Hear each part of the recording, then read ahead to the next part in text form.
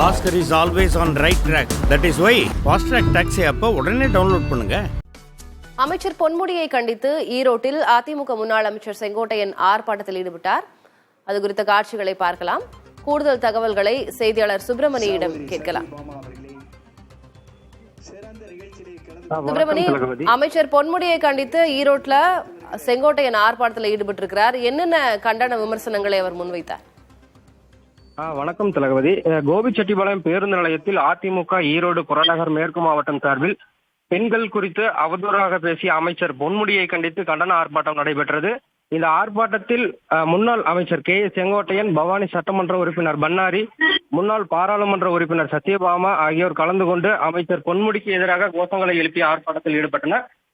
இதில் கண்டன உரையாற்றிய முன்னாள் அமைச்சர் கே செங்கோட்டையன், தமிழகத்தில் எம்ஜிஆர், ஜெயலலிதா சிறப்பாக ஆட்சி செய்தார்கள். அந்த வழியில் எதிர்க்கட்சி தலைவர் சிறப்பான ஆட்சியை நடத்தினார். ஒரு அமைச்சர் எப்படி பேச வேண்டுமோ அதை விடுத்து பெண்களை இழிவுபடுத்தும் வகையில் பொன்முடியின் பேச்சு உள்ளதாகவும், ஆனால் அதிமுக அண்ணா, எம்ஜிஆர், ஜெயலலிதா வழியில் கற்றுக்கொண்ட உள்ள பாடத்தை அதிமுக தொண்டர்கள் பின்பற்றி வருவதாகவும், இந்திய ஒருமைப்பாடு தீங்கு விளைவிக்க மாட்டேன் என்று உறுதிமொழி ஏற்ற அமைச்சர் பொன்முடி இப்படி பேசி இருப்பது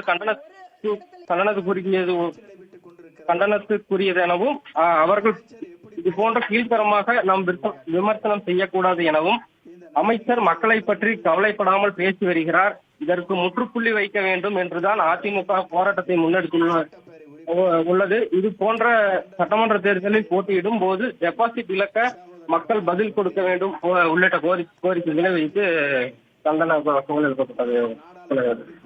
விவரங்களுக்கு நன்றி Subramani. Bhaskar is always on right track. That is why Fast Track Taxi app உடனே டவுன்லோட் பண்ணுங்க.